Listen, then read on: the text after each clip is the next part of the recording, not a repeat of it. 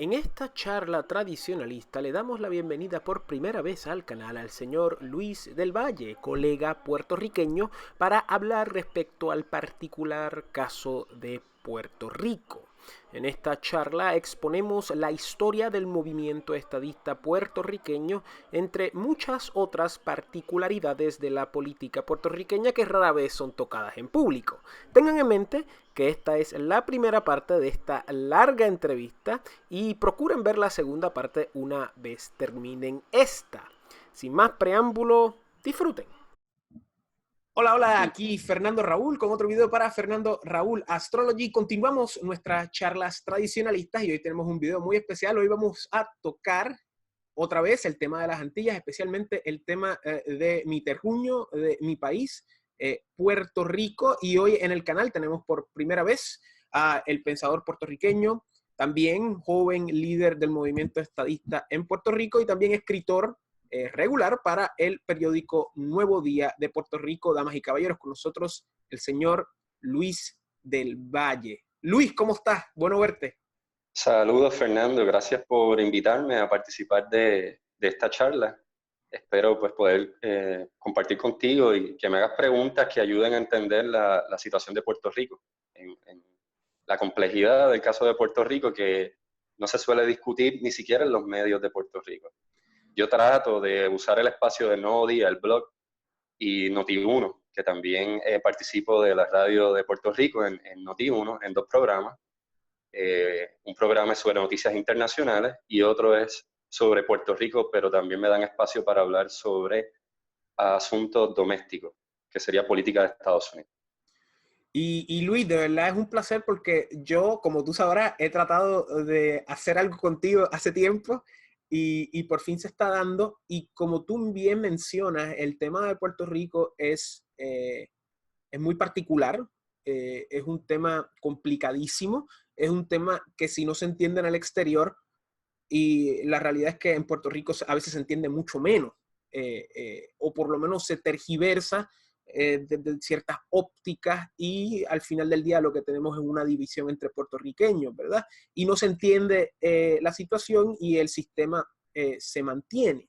Y Luis, yo te traje aquí principalmente para que las personas tuviesen una introducción a la situación política de Puerto Rico desde una perspectiva real, ¿verdad? Porque muchas veces en Hispanoamérica las personas tienen una idea tergiversada de lo que es Puerto Rico, en la situación política, ¿verdad? Siempre se ve de una perspectiva de izquierda, a veces se ve de una perspectiva de izquierda pop, ¿verdad? Tipo Calle 13, tipo Puerto Rico quiere ser libre, Puerto Rico quiere ser autosuficiente, Puerto Rico está en una lucha, pero la realidad electoral, la realidad social y la realidad política es otra completamente. Y muchas veces la perspectiva de centro derecha o de derecha o hasta tradicionalista no se ve en el exterior. Y yo te traje aquí porque tú eres, como mencionaste, escritor, pensador, y no tan solo eso, sino que estás constantemente tratando de comunicar un mensaje en Puerto Rico que muchas veces cae ante oídos sordos o oídos incapaces en relación a la situación puertorriqueña política. Y para empezar, Luis, o sea, nosotros somos ciudadanos americanos, los puertorriqueños somos ciudadanos americanos y por ende pues somos parte de Estados Unidos. Legalmente, ¿cómo es? Pertenecemos pero no somos parte según... Para así. el ciudadano es una cosa, el territorio es otra, se trata diferente. En cuanto a territorio, el territorio es una pertenencia de Estados Unidos, no es parte de Estados Unidos. Exacto. Pero la ciudadanía que tenemos es igual que cualquier otra ciudadanía, o sea, no se considera ciudadanía de segunda clase, no existe tal cosa. Y si se dice que es de segunda clase, es básicamente un eufemismo. Es básicamente una manera de despreciar ese derecho que tenemos desde el 1917. Y yo te quería preguntar, Luis, para empezar esta charla, ¿qué es el movimiento estadista en Puerto Rico? O sea, ¿qué es este movimiento estadista, que básicamente es el movimiento civilista, pero qué quiere decir ese movimiento? ¿Cuál es su historia? ¿Cómo tú lo explicarías a una persona del continente, una persona que no conoce la situación política en Puerto Rico? ¿Cómo sería la relación de Puerto Rico a Estados Unidos en relación a este movimiento? En cuanto al movimiento estadista, entendiendo por movimiento todas las organizaciones, tanto formales o informales, que existen en Puerto Rico relacionadas a estadidad o estadoísmo, que es el otro término que se utiliza más formal, pero el que la gente maneja es estadista.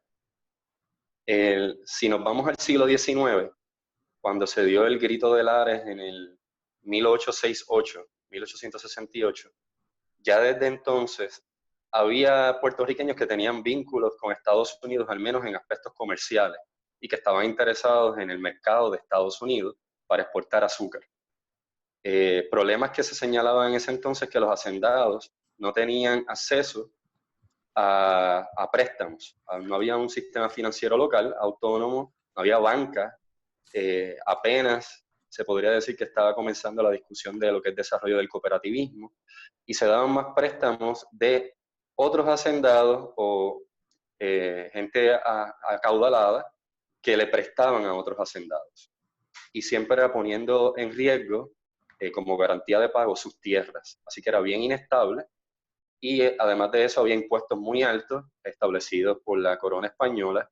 En ese sentido, pues Puerto Rico ya no estaba, muchos de los hacendados en Puerto Rico no estaban satisfechos en la economía primaria agrícola que había aquí, no estaban satisfechos con la relación con España, porque no les convenía en términos de pago de impuestos, en términos de liquidez, préstamos y seguridad en términos de retener sus tierras y crecimiento económico, además de tener un mercado, además de España, tener un mercado en Estados Unidos. En el Grito de Lares vemos cómo los hacendados se unen a otros grupos en Puerto Rico, entre ellos esclavos libertos, para iniciar un proceso de revuelta de independencia con respecto a España. Y ya desde ese entonces tú empiezas a escuchar un discurso republicano, republicano en el sentido de un sistema republicano de gobierno y no monárquico, aprovechando los cambios que se dieron con la Primera República, que fue Estados Unidos, y otros cambios que se están discutiendo en Europa mismo, y las caídas de las monarquías. Así que no solo eran procesos de independencia en el Caribe, también era proceso de cambio de sistema político-económico en Europa. Y eventualmente eso va a llegar a los países que se independizan en Iberoamérica. El vínculo con los republicanos posibilita también que se empiece a desarrollar organizaciones e individuos, algunos que estudiaron en Estados Unidos, interesados en mantener una relación más estrecha con Estados Unidos. Y una relación estrecha con Estados Unidos puede ser muchas cosas, no necesariamente es anexión, pero implica acercarse más a Estados Unidos. O sea que ya vemos eso desde el siglo XIX, por unas condiciones económicas y una política fiscal española que era insostenible ya y que no permitía el crecimiento en Puerto Rico. Si nos vamos al momento en que se da la llamada Guerra del Azúcar o Guerra Hispanoamericana, se usan los dos nombres dependiendo del marco histórico. Guerra del Azúcar le van a llamar quienes entienden que lo que se estaba peleando era el mercado agrícola. Guerra hispanoamericana pues sería la guerra entre España y Estados Unidos, sería como una descripción más neutral, por decirlo de ese modo. En ese momento, cuando Estados Unidos llega a Puerto Rico, en esas primeras etapas se dan unos casos en el Tribunal Supremo de Estados Unidos que le llaman los casos insulares. Ya en 1901 comenzaron a presentarse esos casos, en un periodo donde hay una transición de gobierno militar hacia gobierno civil controlado por Estados Unidos, pero en esa transición era gobierno militar. Se llevan casos por hacendados y por distintos sectores, incluyendo empresarios de Estados Unidos, para evaluar cuál iba a ser el alcance de los derechos constitucionales de Estados Unidos, de la Constitución de Estados Unidos en Puerto Rico, si iban a aplicar a los puertorriqueños, a los residentes de Puerto Rico. Y en esos casos insulares la tendencia fueron decenas de casos, hasta todavía hay unos recientes de 2000 y pico que se presentó, pero los casos insulares se van acumulando, y después de que los puertorriqueños obtienen la ciudadanía americana con la ley Jones en 1917, se presentan otros casos importantes de los casos insulares. Pero básicamente lo que soluciona el Tribunal Supremo es que en el territorio, mientras residen en el territorio, aun cuando sean ciudadanos americanos, después del 1917, no necesariamente aplican, no hay un alcance total de lo que es el derecho constitucional americano para los ciudadanos americanos residentes en Puerto Rico. Correcto. O sea que incluso antes y después de obtener la ciudadanía, se sostiene esa decisión de los casos insulares de que hay derechos que no van a aplicar al territorio no incorporado de Puerto Rico. Por ejemplo, no votamos por el presidente, no elegimos congresistas, algunos aspectos que tienen que ver con asuntos comerciales, comercio interestatal, etc. Y eso es de lo que se agarran sectores que critican a Estados Unidos y le señalan que todavía Puerto Rico es una colonia. Usan el término colonia. Para fines del derecho internacional, actualmente Puerto Rico no es considerado colonia, o no se considera que hay una situación activa o vigente que tenga que atender el Consejo, la Asamblea de las Naciones Unidas, la Asamblea General de las Naciones Unidas. Ni se le exige a Estados Unidos tener que rendir informes periódicos con respecto al caso de Puerto Rico. O sea, oficialmente no se atiende como un caso de colonia.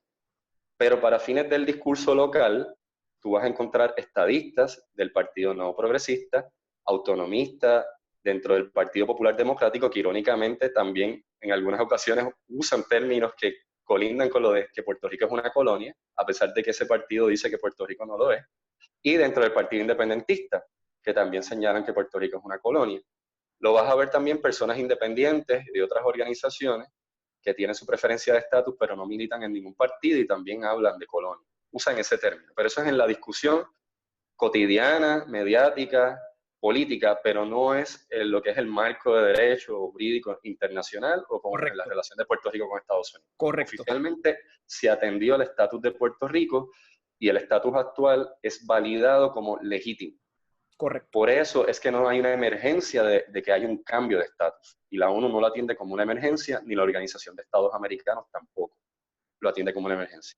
Lo que sí ocurre es que hay un comité de descolonización de la ONU que atiende el caso de Puerto Rico anualmente y que puertorriqueños de todos los marcos, todos los partidos, incluso independientes, van y presentan sus ponencias. Y lo que suele declarar ese comité es lo que ya se reconoce en las resoluciones de la ONU, que es que Puerto Rico, como cualquier otro pueblo o nación, tiene derecho a libre determinación. Y puesto que tiene derecho a libre determinación, también se reconoce su derecho a la independencia. Los pueblos tienen derecho a la independencia. Pero el pueblo de Puerto Rico nunca ha solicitado la independencia, nunca, formalmente, un proceso legítimo, con credibilidad, tipo referéndum, consulta, eso no ha ocurrido. Ni siquiera ha tenido un apoyo significativo que ceda de un 5%. Ha tenido un 4 punto y pico, 3 punto y pico, o sea, ha variado en varias consultas de estatus que se han hecho, pero que han sido no vinculantes, una de ellas en el 1967, que tuvo oposición del entonces Partido Republicano, Partido Estadista Republicano, que también fue el Partido Estadista Puertorriqueño. Ese partido fue evolucionando, tuvo varios nombres, pero terminó siendo Partido Estadista Republicano. Se supone que eran estadistas de una línea conservadora fiscal, vinculados a Estados Unidos con conexiones con el Partido Republicano Nacional, que participaban en las asambleas y las convenciones del Partido Republicano de Estados Unidos Nacional. Pues en ese partido Miguel Ángel García Méndez se separa en ese sentido de la postura a favor de validar la consulta del 1967, porque él entendía que era no vinculante. Vamos a ver que eso ocurre en las demás consultas de estatus en la historia de Puerto Rico bajo Pedro Rosselló en el 93 y en el 98, que Pedro Rosselló es del Partido Nuevo Progresista. Ocurre también en la consulta que realiza Luis Fortuño, considerado republicano del Partido Nuevo Progresista, que hace una consulta en el 2012, y la última consulta más reciente bajo la administración actual del PNP de Ricardo Rosselló, que hizo una consulta en el 2017. Todas las consultas han sido señaladas como no vinculantes, sin un acuerdo bilateral entre Congreso de Estados Unidos, pueblo de Puerto Rico, o sea, con una ley habilitadora de la legislatura de Puerto Rico, y sin apoyo local pleno. Es decir, se hacen las consultas, pero hay oposición local. En el caso del 67 fueron los mismos republicanos, estadistas, quienes se opusieron, y Luis A. Ferré, que es el fundador del Partido Nuevo Progresista, que actualmente está vigente ese partido, y que es el más cercano, se podría decir, a los republicanos hoy día. No es un partido republicano, pero es el más cercano, donde los republicanos suelen participar. Pues Luis A. Ferrer decidió fundar el Partido Nuevo Progresista porque él sí apoyó la consulta del 1967 y hubo una división del Partido Estadista Republicano. El Partido Estadista Republicano pierde las elecciones en 68 y desde entonces el Partido Nuevo Progresista pasa a ser el partido principal y en crecimiento que representa a los estadistas y que al representar a los estadistas y a aquellos que quieren un vínculo con los partidos nacionales en Estados Unidos, termina siendo el partido que alberga demócratas y republicanos. O sea que el PNP históricamente evoluciona de partidos republicanos estadistas y termina convirtiéndose en un partido híbrido de demócratas y republicanos. Y eso es lo que está vigente hasta hoy día, desde el 68 para acá, estamos hablando de varias décadas, alrededor de 50 décadas, de partidos híbridos sin una definición o marco socioeconómico claro. Ni en lo moral, ni en lo social, ni en lo fiscal, ni en lo económico están claros. Es indefinido, porque el tema principal es el estatus. El estatus es lo que atiende el PNP, lo que atiende el PPD, lo que atiende el Partido Independentista puertorriqueño.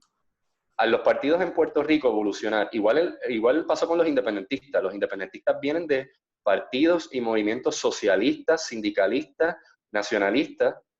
Incluso hubo republicanos, porque la historia de Puerto Rico tiene independentistas republicanos, que evolucionaron y finalmente terminan con el Partido Independentista Puertorriqueño convertido en un partido de izquierda. Oye, que en un momento dado se consideró socialdemócrata, pero muy temprano tuvo socialistas de una línea dura y tuvo algunos que se identificaban con el comunismo, los tuvo. Pero eventualmente va evolucionando hasta lo que es hoy día, que terminó haciendo alianzas con Daniel Ortega, el líder del vitalicio del PIB, Rubén Berríos, es Abogado. Ciudadano de Nicaragua y es asesor de Daniel Ortega y se vinculó al socialismo del siglo XXI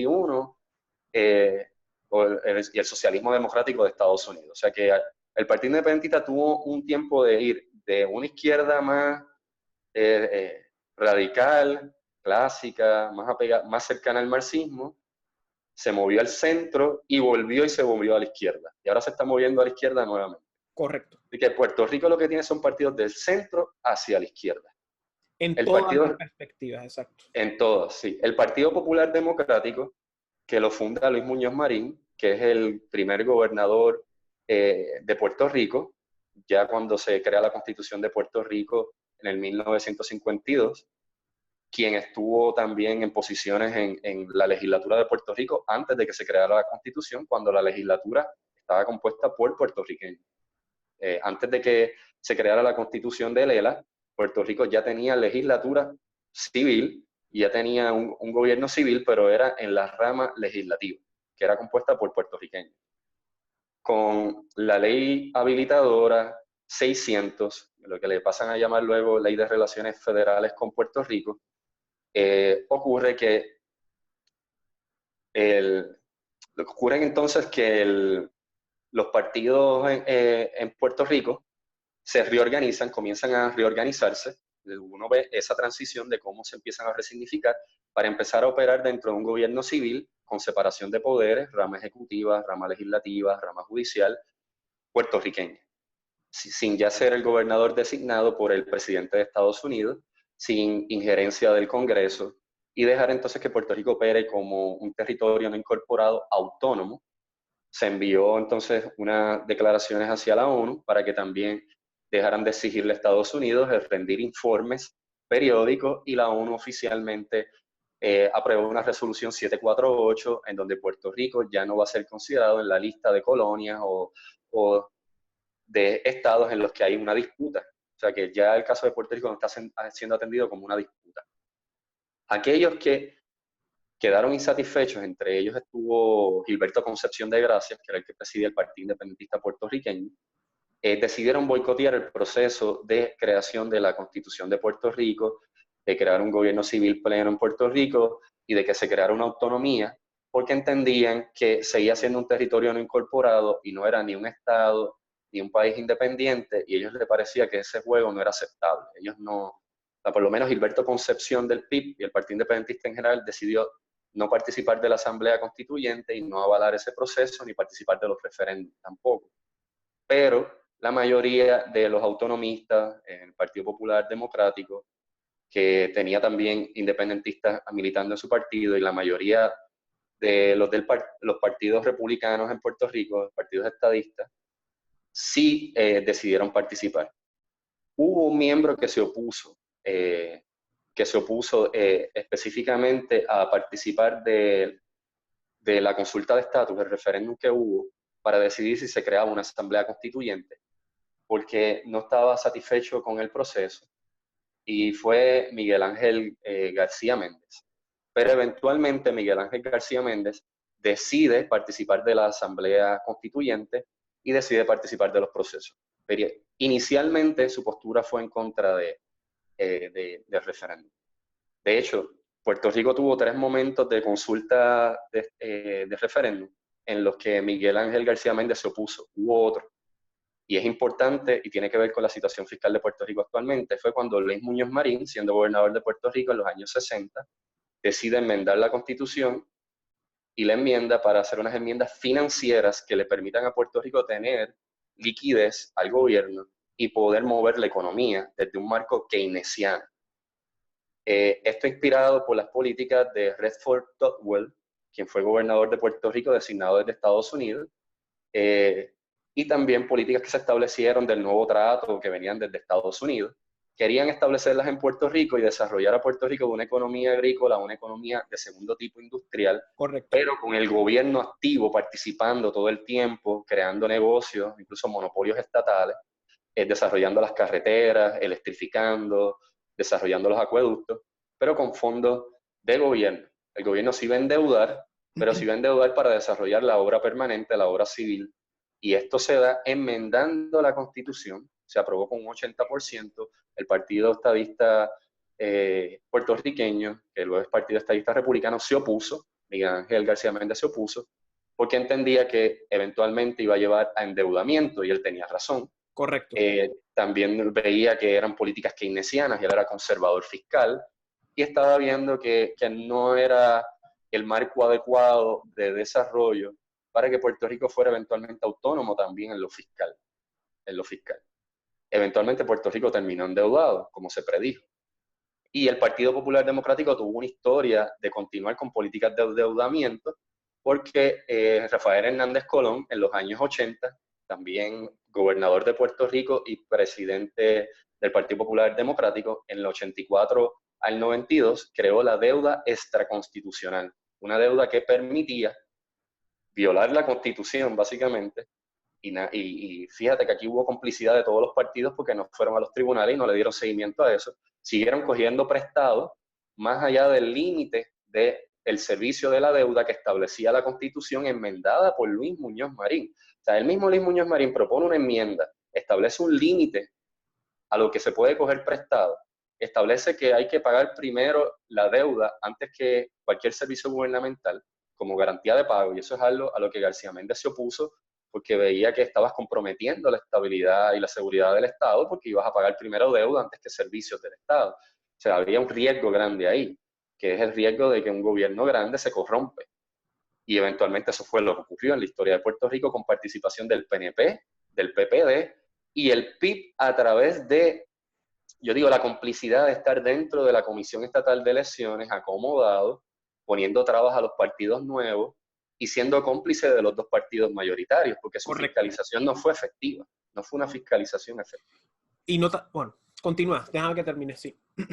Entonces, lo que yo veo es que el Partido Independentista tuvo una etapa con Gilberto Concepción de Gracia en la que tuvo un argumento moral fuerte cuando se opuso a la ley habilitadora 600, que permitía crear una constitución, hacer una asamblea constituyente, crear un gobierno civil autónomo, pero no garantizaba la estadidad ni la independencia. Lo que iba a haber era un proceso que se le puede llamar transitorio, y quedaba de los puertorriqueños organizarse y moverse hacia la estadidad o hacia la independencia eventualmente, o la libre asociación.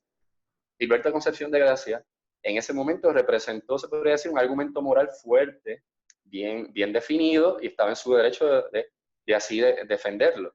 Pero en ese entonces ni Luis A. Ferré, que es el líder del Partido Nuevo Progresista, que actualmente está vigente, el Partido Estadista, ni Luis Muñoz Marín, el líder del Partido Popular Democrático, que todavía está vigente, y que era un partido que en ese entonces tenía muchos independentistas, además de otros que querían el autonomismo, ninguno asumió la postura de Gilberto Concepción. Sin embargo, esos partidos van evolucionando y vemos cómo ese discurso de Gilberto Concepción de Gracia es el que adoptan todos los políticos hoy día en Puerto Rico. Te hablan de no estamos satisfechos con la decisión del 52, eso fue un engaño, Puerto Rico es una colonia, a la ONU y Estados Unidos se pusieron de acuerdo, hay que volver al Comité de Descolonización y pedir que Puerto Rico vuelva a una lista de colonias. O sea, asumen el discurso de Gilberto Concepción después de 50 años de endeudar a Puerto Rico y de quedarse callado. Claro. Pero el PIB, el mismo PIB evolucionó y se quedó callado por mucho tiempo en términos de la fiscalización de la deuda extraconstitucional, de los préstamos que se hacían ilegalmente y de un trabajo también de poner trabas a los partidos nuevos que se estaban inscribiendo, porque Puerto Rico en varios momentos se inscribieron partidos nuevos. En los 80 surgió un partido que es una división del Partido Nuevo Progresista, que ese partido es de Hernán Padilla, fue el que lo fundó, él fue alcalde de San Juan por el Partido Nuevo Progresista, se llamaba el Partido Renovación Puertorriqueña, PRP. Pues en los 80 surgió una división del PNP. No ganó, no logró su objetivo, pero fue uno de los momentos en que el PNP empieza a tener roces internos con respecto a su modo de proceder.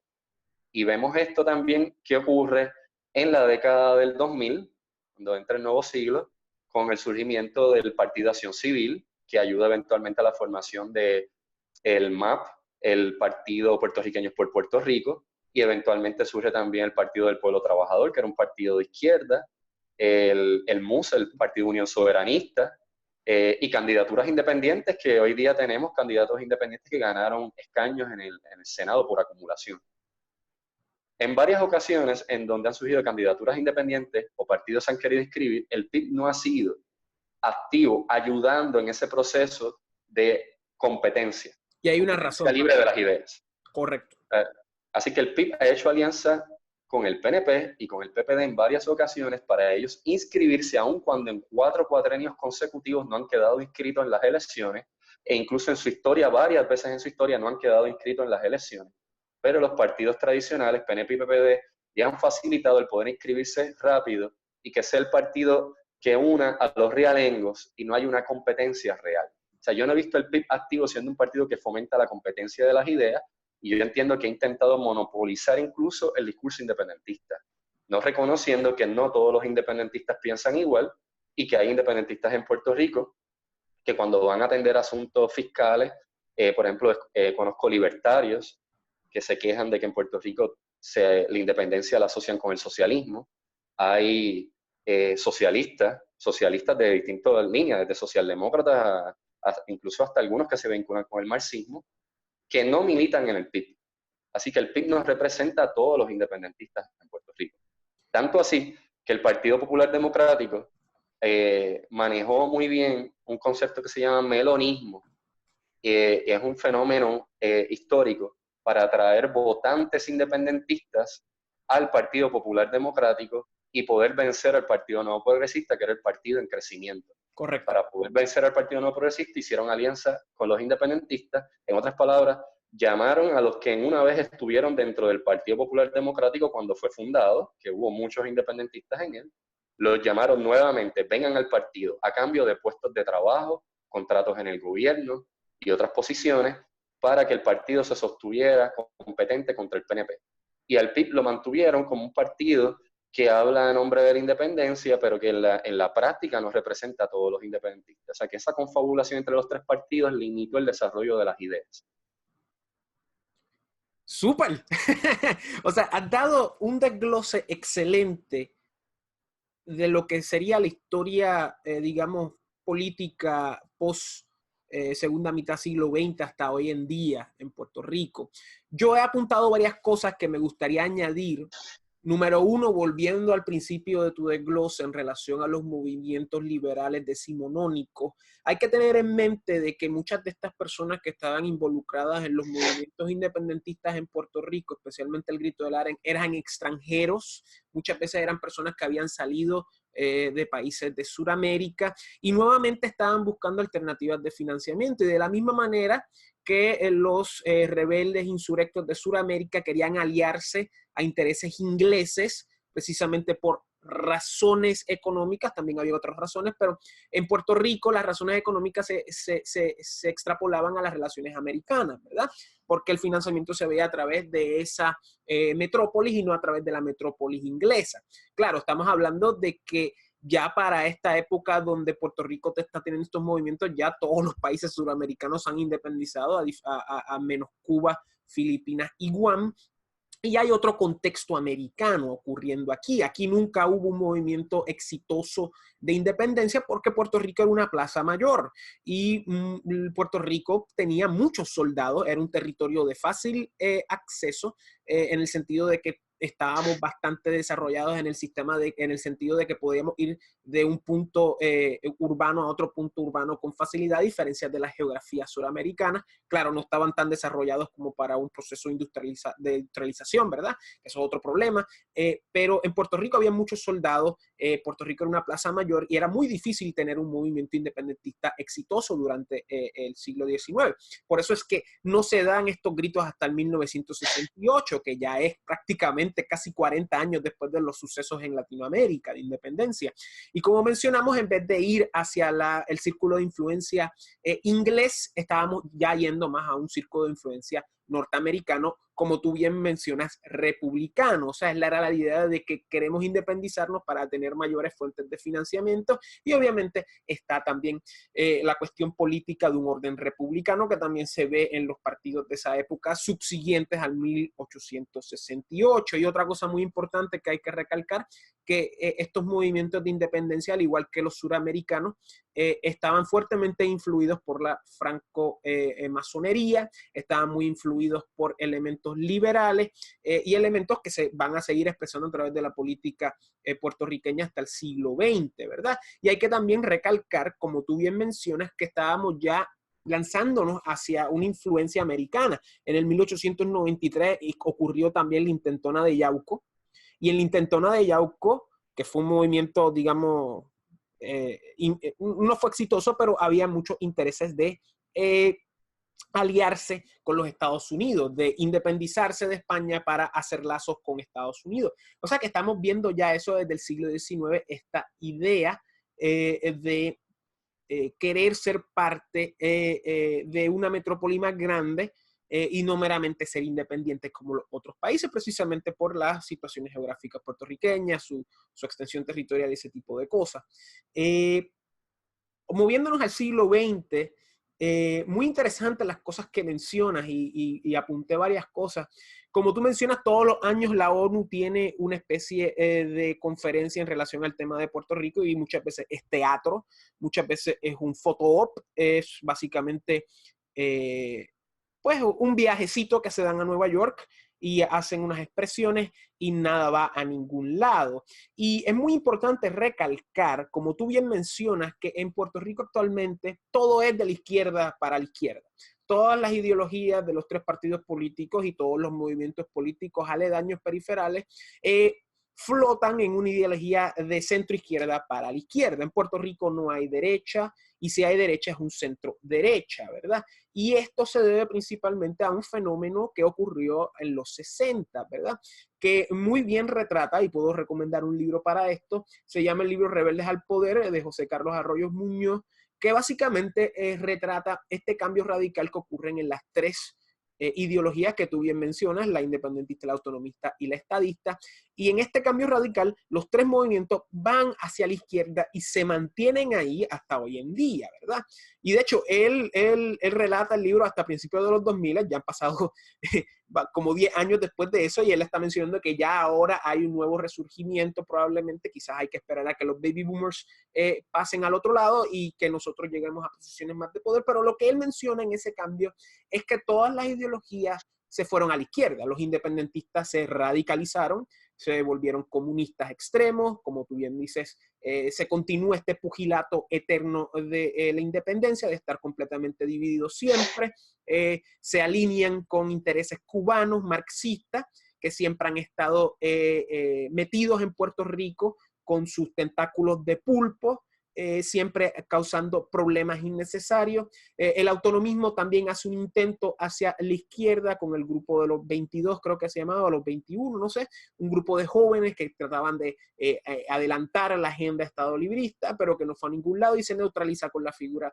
de Hernández Colón, que todavía hoy en día tiene control de un partido que está básicamente destruido, un partido que no tiene norte, un país que no tiene ningún tipo de proyecto de país, que ni siquiera tiene líderes, y lo podemos decir de todos los partidos también, pero específicamente el Partido Popular es básicamente una gran sombrilla roja sin nada dentro de ellas y probablemente vamos a ver cómo el Partido Popular o tiene que hacer algo al respecto de su perspectiva política o perecer ante la historia. Y finalmente tenemos el movimiento estadista, como tú bien mencionas, en el 1967 por la consulta se crea esta escisión y da paso a la formación del Partido Nuevo Progresista, que también va hacia la izquierda, ¿verdad?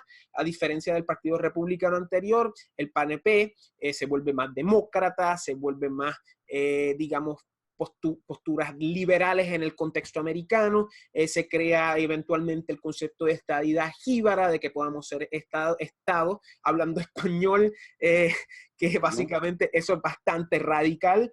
De dicho modo, el PNP poco a poco, a través de los 70s y los 80s, se vuelve como en un partido más de asistencia social, un partido más de proveerle a las personas ayudas federales o facilitarles ayudas federales, y ya el concepto de estadidad de nosotros como ciudadanos americanos que queremos igualdad total con relación a los estados digamos, se pone en segundo lugar a más una idea de una idea progresista, una idea de acaparar fondos federales, una idea más económica, una idea más material y menos ideológica, y se va todo a la izquierda. Por eso es que hoy en día el PNP, aunque muchas personas no quieran aceptarlo, realmente es un partido de centro izquierda, ¿verdad? Y si hay elementos de derecha, son de centro derecha y son minoría, sufren, y las personas muchas veces no entienden esta dicotomía. Y vemos que desde los 60 está toda esa situación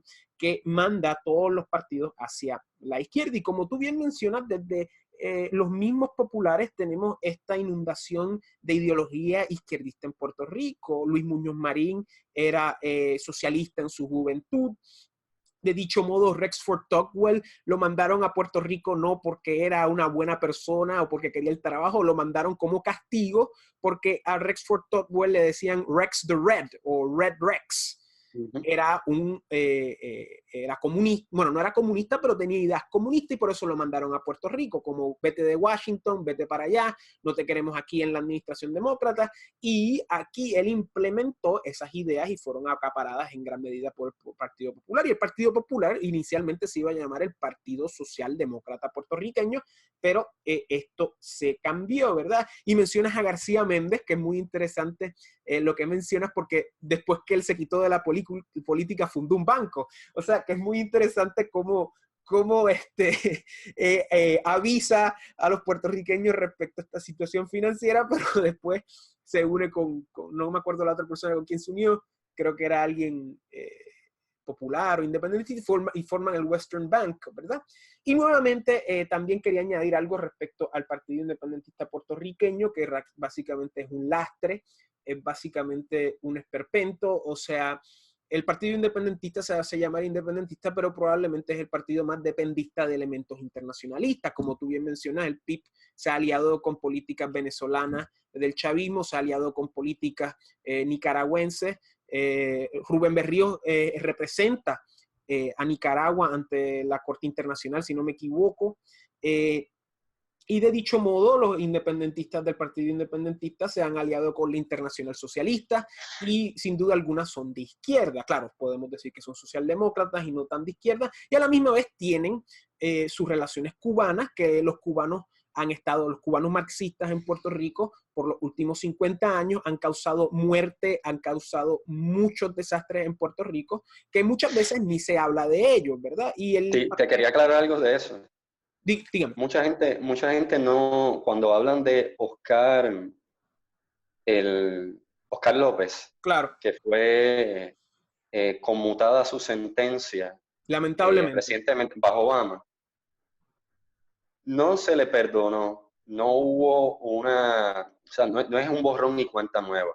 Él se supone que cumpla con un comportamiento que se entienda que no está continuando con unas prácticas sediciosas o que pueda cometer delitos similares a los que cometió. Porque a él se le ofreció un perdón bajo Clinton y él no lo aceptó. Y lo que se le pedía era que pidiera disculpas por los delitos cometidos. Él Y él nunca no lo lo hizo. hizo. Con Obama tampoco. Por eso Obama entonces lo que decide es hacer un tipo de conmutación en donde no eliminas la pena, básicamente lo escarcelas, le permites interactuar en el mundo civil, le permites viajar, pero se le evalúa, se le puede evaluar. Es decir, él no puede cometer actos de sedición. De hecho, nadie puede hacerlo, pero él en particular va a ser evaluado de que no esté violando, ¿no?, las condiciones de su libertad. Ahora, ¿qué pasa? Que lo representan como si fuera un preso político. Un Pero preso no lo político es. lo que implicaría es que en Puerto Rico haya un sistema autoritario de cualquier Correcto, tipo, correcto. o de Estados Unidos, y que entonces a él se le arrestó por sus ideas, pero eso no fue el caso, a él no se le Falso. arresta por sus ideas. ¿Qué Correcto. pasa? Que en los años 70, 80, o digamos de 60, 70, 80, en la Universidad de Puerto Rico y en otras áreas de Puerto Rico donde operaron organizaciones de corte marxista que utilizaron tácticas de la guerra de guerrilla y usaron tácticas también de las organizaciones paramilitares de otro tipo que operaban en Iberoamérica, lo estaban haciendo sin apoyo popular, es decir, no había independentistas significativos en Puerto Rico, ni hubo un referéndum o consulta donde tú pudieras medir que el apoyo mayoritario de los puertorriqueños era hacia la independencia, Y nunca como ha para sido así en la historia justificar. de Puerto Rico. O sea, en la No, historia de Puerto Rico, el movimiento independentista, sea como sea en sus diferentes encarnaciones, nunca ha contado ni, y me atrevo a decir, ni con el 20% del apoyo popular. Y estoy exagerando, porque los independentistas las veces que más tuvieron votos fue luego de la guerra de Corea, en los 50. Y si no me equivoco, en los 40 también. O sea, estamos hablando... pero aún si tú dejas fuera los partidos que se llegaron a inscribir y que obtuvieron votos, déjalos fuera, porque, por ejemplo, el PIB no une a todos los independentistas. Correcto. Pero coge, por ejemplo, una consulta de estatus. Coge todas las consultas. Están por debajo del 5% en todas. Correcto. Correcto. En todas. E incluso sí, si buscas cada uno de los partidos independentistas que existió, sea socialista, sea nacionalista y el nombre que sea, también tuvieron un porcentaje muy bajo. Y Correcto. cuando surgían partidos nuevos, los partidos nuevos solían sacar más votos que ellos. De hecho, el de Hernán Padilla sacó más votos que el PIB en los 80. Y el PPT superó al PIB también. De hecho, ninguno de los dos quedó inscrito, pero el PPR logró, Puertorriqueños por Partidos Puerto Rico. Puertorriqueños por Puerto Rico, logró más votos que el PIB en su primer intento. Claro. En su primer intento. Yo trabajé en ese partido, en esa elección, correcto. Alessandra Lúgaro como candidata independiente y el mismo año otro candidato independiente, Manuel Sidre, los dos tuvieron más votos que el PIB. Por separado, cada uno superó al PIB. Y entonces hay que tener en mente que el PIB subsiste básicamente por influencias internacionales. Estamos hablando de un organismo que dice ser independentista, que dice ser autónomo, pero que realmente está respaldado por intereses socialistas internacionales y subsiste mayoritariamente por esas influencias, ¿verdad? Subsiste por personas ajenas al marco político americano puertorriqueño, influencias internacionales, y ahí podemos poner influencias cubanas, influencias sudamericanas y hasta europeas, y subsiste principalmente por el respaldo de elementos que no son ni puertorriqueños ni estadounidenses, y eso hay que recalcarlo muy bien, porque los independentistas siempre están en su pugilato eterno divisorio, peleando por estupideces, hablando de que Puerto Rico despierta, pero realmente ellos son los que tienen que despertar la realidad que la mayoría de los puertorriqueños nunca han querido desasociarse de la metrópoli, ya sea España o ya sea Estados Unidos, y nunca han querido desasociarse de sus derechos, ¿verdad? Y el caso de este caballero que es, ¿cómo es que se llama? El comunista, este caballero, el que... De Puerto Rico. Sí, Oscar, el caso de Oscar. Miren, yo me crié independentista, mi bisabuelo fundó el Partido Independentista y yo me acuerdo yo ir a estas actividades independentistas por años, ver la carpa de este señor abandonada. Muchas personas ni siquiera le prestaban atención, nada más daban un peso y continuaban. El movimiento independentista se sostiene de modas, ¿verdad? Primero fue Vieques, que Vieques yo yo creo que Vieques se fue no solamente por los puertorriqueños, sino un plan internacional de reducir bases a través del mundo americano y relocalizarlas en otros lados. Dígame, continúa. Que el caso de Vieques es importante que lo traigas porque tanto Vieques como lo de Oscar López, el escarcelarlo, entre otros asuntos, los independentistas lo han utilizado para decir, mira todo el apoyo que tenemos, cuando realmente son temas que van más en el plano civil, Y trascienden, claro. donde personas que son PNP, del Partido No Progresista, Partido Popular, también colaboraron o contribuyeron, y no se veía como un asunto del estatus. Es decir, tú puedes ser estadista, proamericano, pudiste haber ido a la guerra de Vietnam, estar orgulloso de ser un veterano, y haber estado a favor de que la Marina saliera de Vieques por razones ambientales o por razones de salud o la razón que fuera. O sea, una persona podía asumir esa postura, es lo que quiero decir. Así que decir que todo el que participó en las protestas en contra de la presencia de la Marina en Vieques es independentista es falso. Y los independentistas en Puerto Rico han vivido mucho de movimientos que surgen por un asunto civil, que puede ser salud, o puede ser un tema económico. Por ejemplo, ahora mismo que se está hablando de la Junta de Supervisión Fiscal, que fue creada por la Ley Federal Promesa para atender la situación fiscal de Puerto Rico, estabilizar las finanzas del gobierno, reestructurar la deuda, comenzar a pagar y encaminar a Puerto Rico económicamente, pues hay quienes se están agarrando de la oposición a esa junta para hablar de independencia, para volver con el tema del estatus, hablar de la colonia. Entonces tratan de vincular a todo el que por alguna razón está opuesto a la junta como si fuera un independentista. Así que es coger pon, aprovechar el tema coyuntural para decir, mira, la independencia está ganando apoyo. Y Lo intentaron hacer en la última consulta de estatus del 2017, que hubo un acuerdo entre el Partido Independentista y el Partido No Progresista para hacer una consulta en la que solo se dieran dos alternativas, una es la estadidad y la otra fuera la independencia y la libre asociación en una sola columna, lo cual no procede en derecho porque si la libre asociación se considera una alternativa con su propia definición, debe tener su propia columna.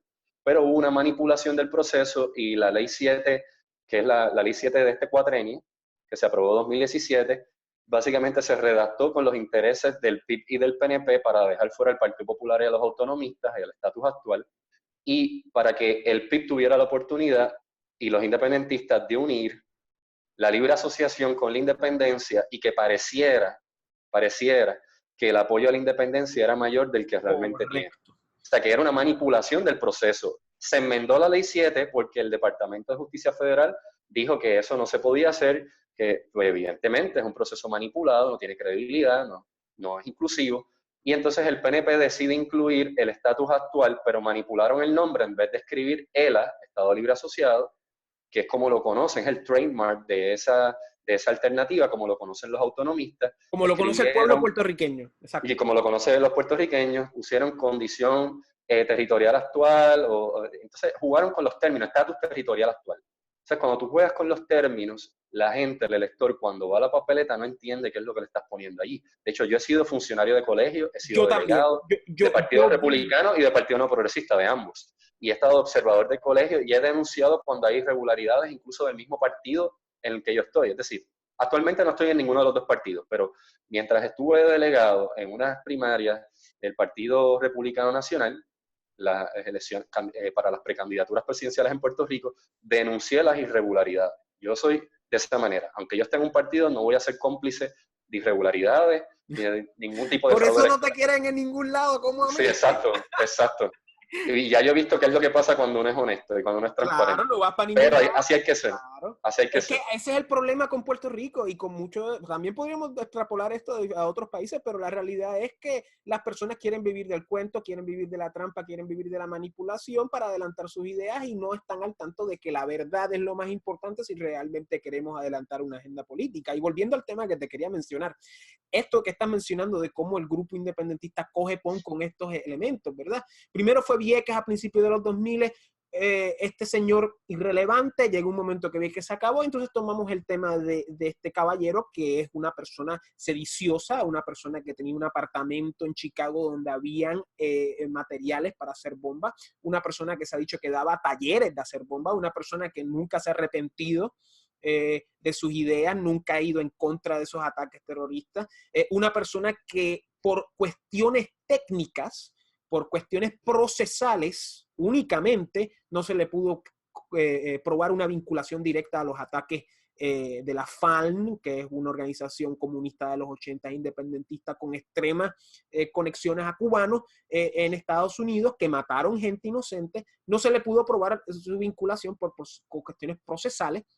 Este caballero se decía que se estaba muriendo en la cárcel. Este caballero estuvieron haciendo una campaña constante a favor de su liberación, sin hablar de los temas importantes, y cuando se hablaban de los temas importantes, las personas recalcitrantemente iban en contra, ¿verdad? Porque el independentismo se ha vuelto un romanticismo popular burgués, más que una ideología política, y el PIB y diferentes personas que son muy acaudaladas, que son muy cómodas, recaen en este romanticismo, y muchas veces 90% de su personalidad es este vacío ideológico romántico, y sale este hombre en libertad, no se arrepiente, va a Venezuela, va a Cuba, dice que Fidel Castro fue un gran hombre. O sea, estamos ante una farsa nacional, y no tan solo eso, personas estadistas y personas del Partido Popular respaldaron esa liberación errónea, lamentable, y hay que tener eso en mente, de que el movimiento independentista lo que es básicamente como un metástasis, básicamente es un grupo tóxico, es un grupo mentiroso, un grupo que tiene alianzas internacionales, alianzas comunistas, alianzas hasta mágicas, porque yo soy astrólogo y aquí hay que tener en mente de que estos grupos están intrínsecamente ligados con el IFA, están intrínsecamente ligados con tendencias espirituales que las militarizan a favor de su ideología. Y esto lo tenemos que tener muy en mente si queremos hablar de la verdad de la política en Puerto Rico, especialmente con estos elementos sediciosos comunistas. Perdón, continúa. Lo que estaba mencionando sobre el romanticismo me lleva a otro asunto que es importante, lo que le llaman el nacionalismo light o el nacionalismo suavizado, y que también se da con los independentistas, y lo adoptan los estadistas y los autonomistas, ese discurso, que es comenzar a hablar sobre la nación puertorriqueña, pero desde una forma de cultura de consumo, claro, y de espectáculo. Y eso surge del nacionalismo cultural del Partido Popular y Ricardo Alegría de mediados del siglo XX. O sea, sí, Ricardo Alegría en el Instituto de Cultura, correcto. Él presidió el Instituto de Cultura, y esta agencia, esta oficina de gobierno básicamente se dedicó a definir lo que es la cultura puertorriqueña, muy similar a como lo hacen en Cuba y en otros países que crean este tipo de institutos. Redefinirla, mejor dicho. Sí, pero entonces lo hace desde la perspectiva, desde un marco ideológico socialista, y desde correcto. La perspectiva de los independentistas, pero sin tomar en cuenta a otros sectores. Entonces lo puertorriqueño es aquello que los independentistas entienden que es lo puertorriqueño. Por ejemplo, si tú hablas inglés, o eres un puertorriqueño nacido en Nueva York, de familia de ascendencia puertorriqueña, o naciste en Puerto Rico y te fuiste a vivir a los Estados Unidos, eso no es puertorriqueño. Claro. Pasó con el Macho Camacho, un boxeador puertorriqueño que estuvo en cuestión de si era puertorriqueño o no. Gigi Fernández ganó una medalla de oro por Estados Unidos, ella es puertorriqueña, y cuestionaron su puertorriqueñidad y porque su medalla no la ganó por Puerto Rico. Pasó también con otro tipo de atletas puertorriqueños que evaluaban si había nacido o no había nacido en Puerto Rico, si ambos padres eran consanguinamientos, o sea, si había una ascendencia puertorriqueña o no, o híbrida, y entonces empezaban a evaluar la puertorriqueñidad en términos genéticos, en términos de símbolos culturales, en claro. términos de su posición por la independencia. Si eres estadista, por ejemplo, como Mark Anthony, que apoyó a Fortuño en un momento dado, el músico, Olga Tañón, que dice ser estadista. Lin-Manuel Miranda ahora con... Lin-Manuel Miranda también lo critican. O sea, si no te alineas al 100% con su línea independentista y con el marco económico, político, socialista, entonces te excluyen de esa puertorriqueñidad, de ese entendido de lo que es ser puertorriqueño. Y básicamente yo escribí una canción hace años, y básicamente lo que se hace es que prefieren costumbres y fomentan su elogio. Y al tú preferir ciertas costumbres, tú estás alejando otras costumbres. Y lamentablemente lo que hizo ese movimiento con los populares fue redefinir la puertorriqueñidad y cambiarla de una hispanidad neta, una hispanidad católica, una hispanidad hispana, una hispanidad donde el español y la cultura hispánica era el centro, se meten elementos que próximamente se conocerían como marxistas culturales, donde se dice, no, nosotros no somos hispanos, nosotros somos una junta de 3 razas diferentes y que esas 3 razas están en conjunto, en vez de decir que somos 3 razas que se unen en una, bajo una hispanidad y una cultura sola. Y tenemos eso expresándose hoy en día a través de lo que es el nacionalismo light o nacionalismo cultural, O ¿verdad? sea que el nacionalismo light también lo adopta el PNP y el PPD. Pero Correcto. entonces crean en una contradicción porque, por ejemplo, dentro del PNP está operando unos que por un lado dicen queremos ser un estado de Estados Unidos, pero queremos mantener la cultura puertorriqueña. La Según estadidad la jíbara, definición, la estadidad y jíbara. entonces, y cuando la definen se parece a lo que Ricardo Alegría definió desde el Instituto de Cultura, que es lo que nos enseñaron en la escuela secundaria, en las escuelas de Puerto Rico, Y bajo por el sistema eso, de instrucción pública. claro, y por eso Ricardo Alegría es un hombre brillante, es un genio, que eso es admirable, pero eso también se debe al giro a la izquierda de los 60 y por eso es que hoy en día vemos a estadistas hablando de Puerto Rico como si fuera una colonia, estamos hablando de los mismos estadolibristas algunas veces, porque hay que recordar, el Partido Popular son como 5 grupos en uno, ¿verdad? Y los 5 se detestan, pero tienen una alianza en pro de un aparato político, partidista. Y todo este discurso se debe a ese marco izquierdista que se fomenta a través de ese cambio en los 60. Y, wow, nada más te he hecho la primera pregunta y todavía me faltan unas cuantas más. Oye, Luis, te quería decir algo, te tenía, por si acaso, no diera el tiempo, pero que se cubra. no, yo no tengo prisa, yo la puedo dividir en 2 partes, no te preocupes. Pues en términos del Partido Nuevo Progresista, el, cuando adopta ese discurso de el gueto latinoamericano, un estado tipo gueto que mantiene la misma cultura de los negros y los hispanos en Estados Unidos, que el Partido Demócrata los amarra y los atrae Es con muy fondos federales. subjetivo, que es muy Usan subjetivo. fondos federales, usan Correcto. el clientelismo político, usan la oferta de contratos, trabajos y servicios gubernamentales para amarrarlo. Pues el PNP se mueve hacia ese proyecto y complace más al demócrata que al republicano de Estados Unidos en ese sentido, en su discurso. Lo otro también que hace es que empieza a manejar un discurso que en la práctica también afectaría hasta, no atraería ni siquiera al demócrata, porque es defender una puertorriqueñidad al 100%, como si Puerto Rico fuera un país independiente, pero siendo un estado de Estados Unidos, y no se puede tener todo. Lo mejor de 2 mundos, pero siendo estado de Estados Unidos. Y eso el Partido Popular también lo hizo. El Partido Popular creó el concepto de lo mejor de 2 mundos, también lo hizo, manteniendo el estatus actual.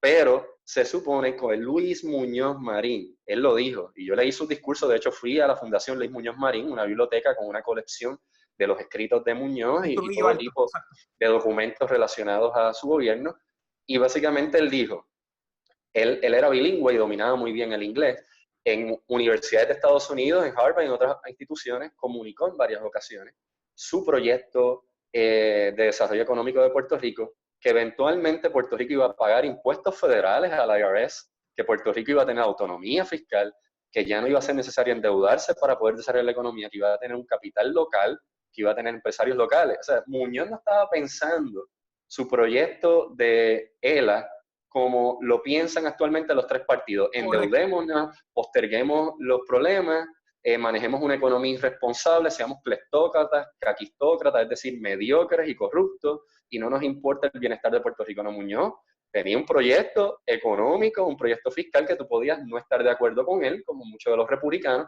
pero al menos tenía coherencia y él lo defendía. Pero el Partido Popular de hoy día no defiende el proyecto muñozista. De hecho, se contradicen porque critican lo que dice la Constitución, que hay que pagar la deuda y que hay que mantener un límite constitucional, un tope de la deuda, y el Partido Popular no está de acuerdo.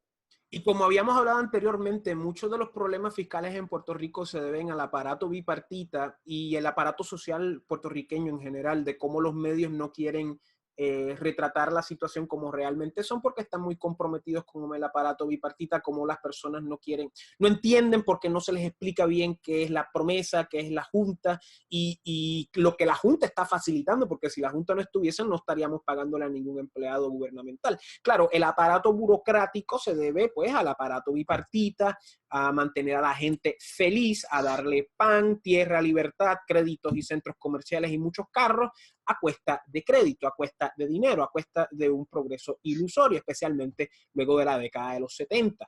Y la historia de Puerto Rico, lamentablemente, los puertorriqueños no la conocen. Y lo que hemos hablado aquí es básicamente un 101 de historia de Puerto Rico política post Estado Libre Asociado. Y Luis, Oye, ajá, te iba a decir algo. Miguel Ángel García Méndez ajá, es una figura importante por algo. Fíjate importantísima, que no su se conoce trayectoria. en el PNP actualmente por muchas personas. O sea, Porque por la lucha contra Luis Aferré, por eso, porque Luis Aferré es el que funda el PNP y él está parte de Luis Aferré en el Partido Estadista Republicano. Entonces, en ese sentido, pues no quisieron incluirlo en la historia, pero es importante para los republicanos y los estadistas, se supone, y para Puerto Rico en general.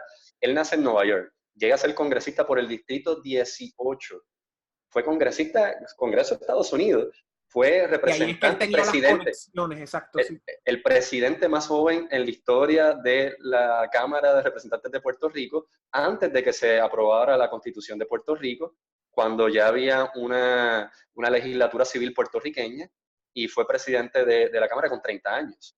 Y en ese sentido te dice, era inteligente, era astuto, tenía experiencia en el Congreso, tenía experiencia en Puerto Rico, conocía cómo funcionaba Washington, conocía cómo funcionaba Puerto Rico, entendía las dos culturas en términos políticos, de cultura política, sabía cómo se movían las cosas, pero fíjate cómo él no fue el que predominó. Predominó a él lo que suele ser la tendencia en Puerto Rico, que es ver la política desde la perspectiva local, pero cuando tú vas a negociar con Washington, con el Congreso, tú tienes que entender la cultura política de Washington. Es Y bien a ese político no le diferente, hacen caso. que es bien diferente a la política local neandertal, porque esa es la definición, la política neandertal, puertorriqueña, insular, a la política, pues digamos, no quiero decir de avanzada, pero la política más seria de Washington, que es muy diferente a lo que los políticos lechones de aquí, tanto del PNP como de los populares, fracasan en entender. Y la historia del partido, por lo menos la historia del movimiento estadista es fascinante, es una historia que no se ha tocado. Y como tú bien mencionas, lamentablemente los medios, la academia en Puerto Rico y hasta el mismo movimiento independentista ha sido hijackeado, ha sido raptado por una ideología filomarxista de izquierda. Y lamentablemente cuando viene a hablar de la historia del estadismo en Puerto Rico, muchas veces se ve desde esta perspectiva tergiversada marxista y en todas sus expresiones. Yo te quería preguntar, y esto es algo que muchas personas en el exterior no entienden, ¿por qué los puertorriqueños en su gran mayoría respaldan ideologías asimilistas? ¿Por qué los puertorriqueños, y en la última consulta se dio que la estadidad ganó? Claro, se puede debatir la validez de esa consulta, pero en esencia, históricamente, a través de los diferentes procesos de elecciones de los últimos 50 años, digamos, siempre ganan las posiciones o autonomistas o asimilistas estadistas. ¿Por qué es que los puertorriqueños respaldan con tanto fervor el movimiento asimilista, o en este caso el movimiento estadista, el movimiento que respalda a la unión permanente entre Estados Unidos y Bueno, Puerto Rico? uno podría tirar una tesis de trabajo, pero entiendo que él podría incluso analizarse desde distintos momentos. ¿Sí? Uno dice, pues desde el siglo XIX, qué condiciones habían que motivaban a querer tener un vínculo con Estados Unidos.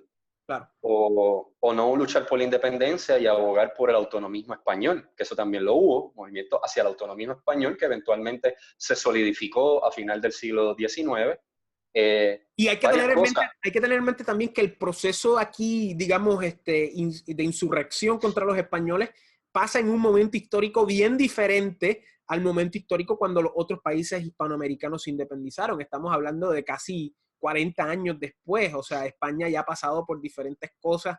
Ya los franceses no tenemos la guerra civil española que fue instrumental para la independencia de los virreinatos, ¿verdad? Porque eso es otra idea de confundir las colonias inglesas con los territorios españoles. Ajá, continúa, perdón. Que yo entiendo que lo económico debe ser un factor importante evaluar, además de aspectos culturales y otros, pero de cultura política, pero yo creo que lo económico. Puerto Rico no tuvo banca bajo España. la primera universidad creada en Puerto Rico es bajo Estados Unidos en el 1903, que es la Universidad de Puerto Rico. Que nosotros Es somos la primera. egresados, que nosotros somos Egresados. Y yo te conozco de ahí, exacto, sí. Y vemos cómo hoy día está en deterioro esa institución, pero inicialmente es modelo de Harvard. Fue copiado del modelo de la Universidad de Harvard y de la Ivy League de Estados Unidos, de los campus, universidades cerradas, con un conocimiento universal, entrando primero a lo que era agronomía, para cubrir lo que era la agricultura, ingeniería, para desarrollo de infraestructura y educación, eventualmente para la educación del pueblo. O sea, se entendía las áreas que le dieron énfasis. Pero eventualmente va creciendo hasta que termina con varias unidades y 3 recintos. Y crece con montones de programas que se volvió un gigante, un monstruo. Pero la Universidad de Puerto Rico no existió bajo España. Así que el Puerto Rico bajo España, sin banco, sin universidad, con muchos educadores formados fuera de Puerto Rico, mucha gente estudiando en Estados Unidos, cuyo idioma era el inglés, mucha gente mirando hacia Europa o Estados Unidos porque eran lugares a los que emigraban, o hacia Iberoamérica, los países que ya se habían desarrollado. O sea que estaban mirando nuestros próceres, muchos de ellos vivieron y lucharon, era irónico, lucharon en la independencia de otros países del mundo. Algunos hasta condicionaron que no enterraran sus cuerpos en Puerto Rico hasta que Puerto Rico no fuera independiente, no resolviera su estatus, porque estaban luchando en otros países del mundo. Hay varios, hay una en República Dominicana.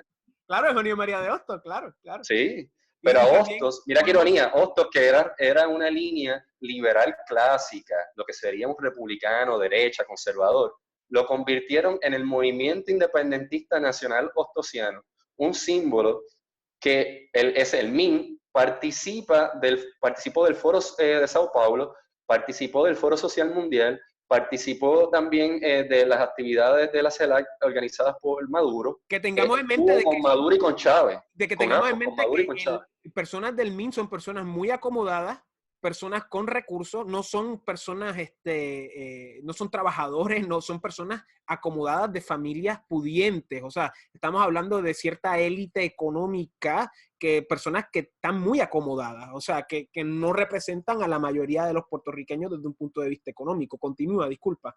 Entonces, Hostos es el Bolívar, o sea, lo que es Bolívar para Chávez y el chavismo, y lo que es Martí para Fidel, los Castro, es lo que es Hostos para el MIN. O sea, ellos se apropiaron de libertadores de corte liberal, lo que hoy día se consideraría un derechista, lo que le dirían un conservador, capitalista, porque eso es lo que le dirían. O sea, si lo que le diría Chávez, Maduro, Castro o el MIN aquí en Puerto Rico a esos próceres, si estuvieran vivos, tú eres la derecha, el neoliberalismo, el capitalismo. Claro. Sin embargo, ellos se apropiaron de ellos, y los resignificaron. Y es una tergiversación crasa, porque, por ejemplo, Bolívar, que era una persona sanguinaria, una persona que tenía problemas, una persona que no era un prócer en el sentido de un gran hombre como ejemplo, ¿verdad? De humanidad. Era una persona que fue un bárbaro.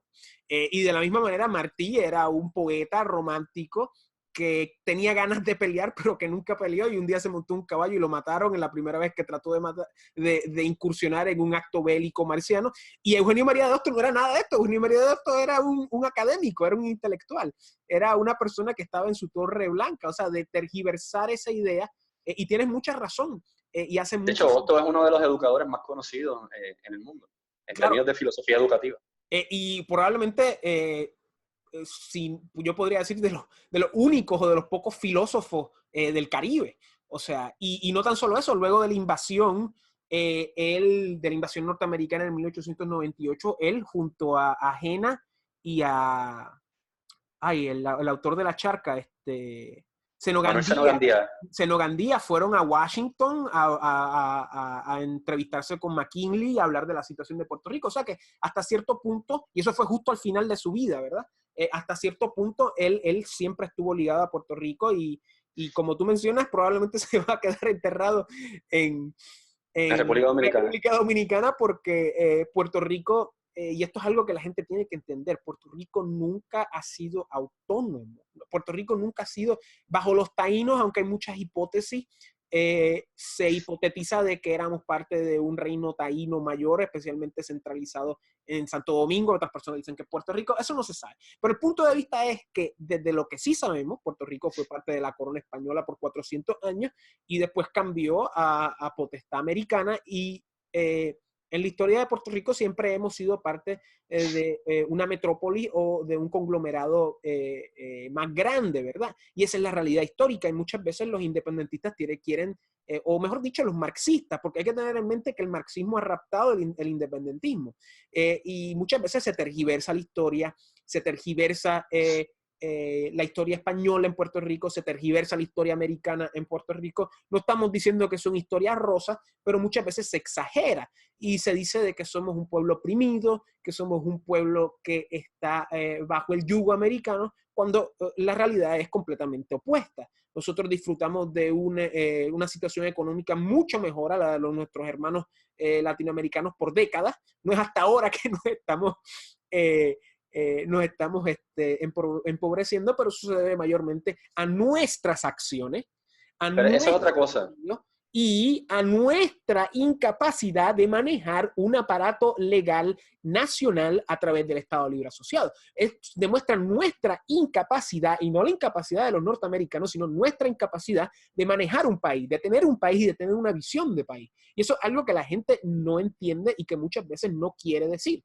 La situación... Lo que tú dijiste, lo que tú preguntaste, sí, básicamente lo estás contestando con la intervención que acabas de hacer, es que el puertorriqueño ha tenido oportunidades de atender el estatus moviéndose hacia la alternativa de la independencia, como lo hizo Filipinas. Filipinas optó por la independencia y obtuvo la independencia.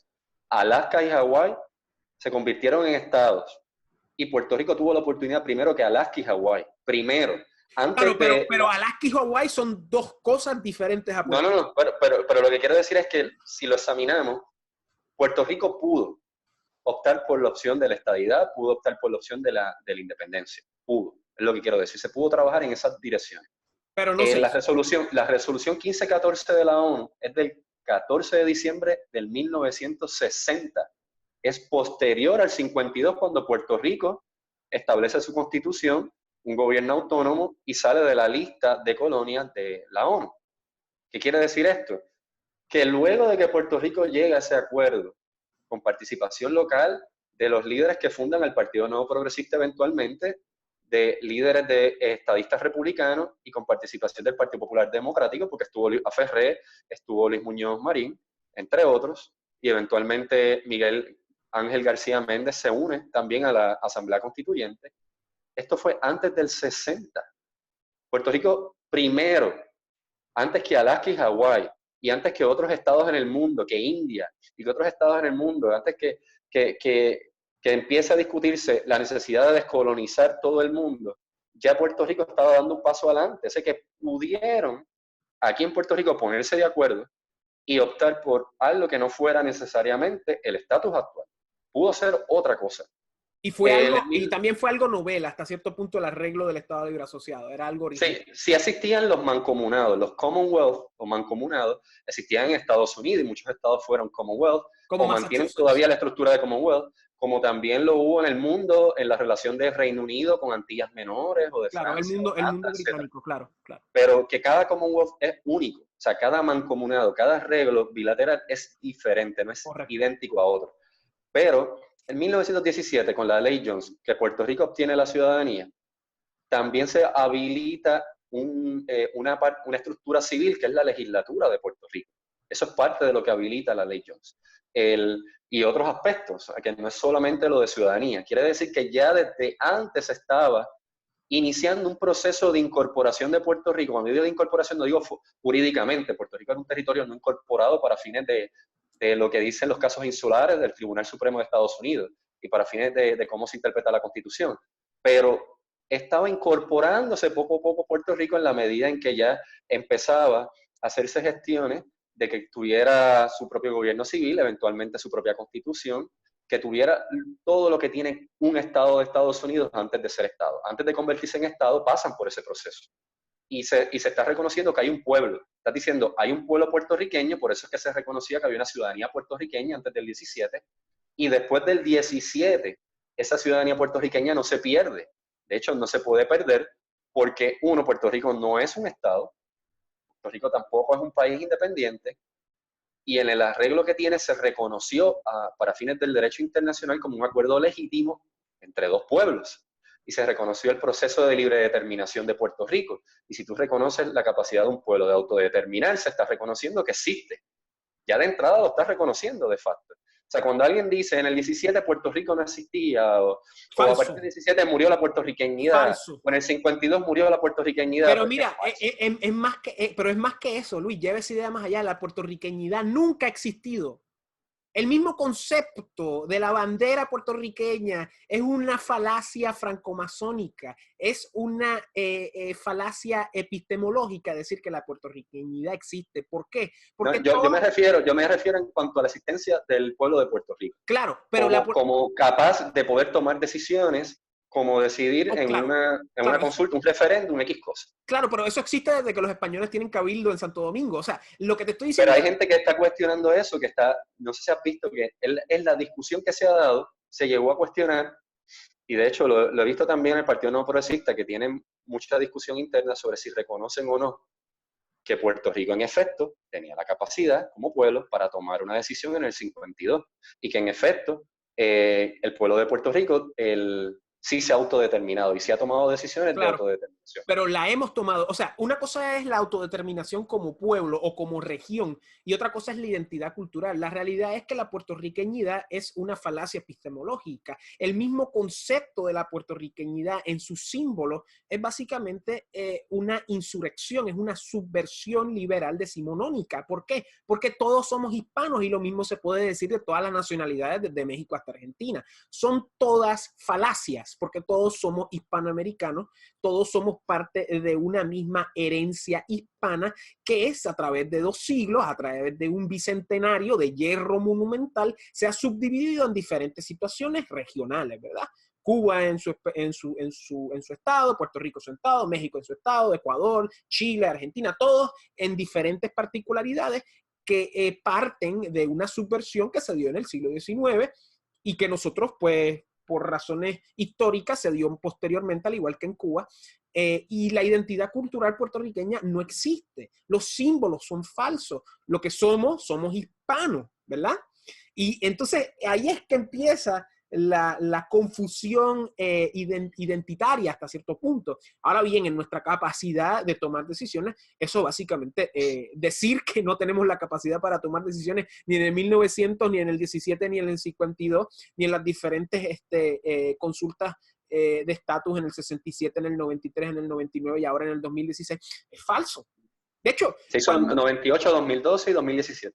disculpa, y de hecho, hay que tener en mente que cuando, ¿cómo se llamaba el almirante que llegó aquí? Green, cuando el almirante, después que invadieron a Huánica en Puerto Rico y llegaron a San Juan, los americanos convocaron al nuevo cuerpo que se había hecho en la Carta Autonómica, el cuerpo legal, que me imagino que era la Cámara de Representantes, no sé cuál era el nombre que le decían en el 1898 bajo el nuevo arreglo español de la Carta Autonómica. Él convocó al cuerpo para reunirse, para discutir qué era lo que se iba a pasar con Puerto Rico.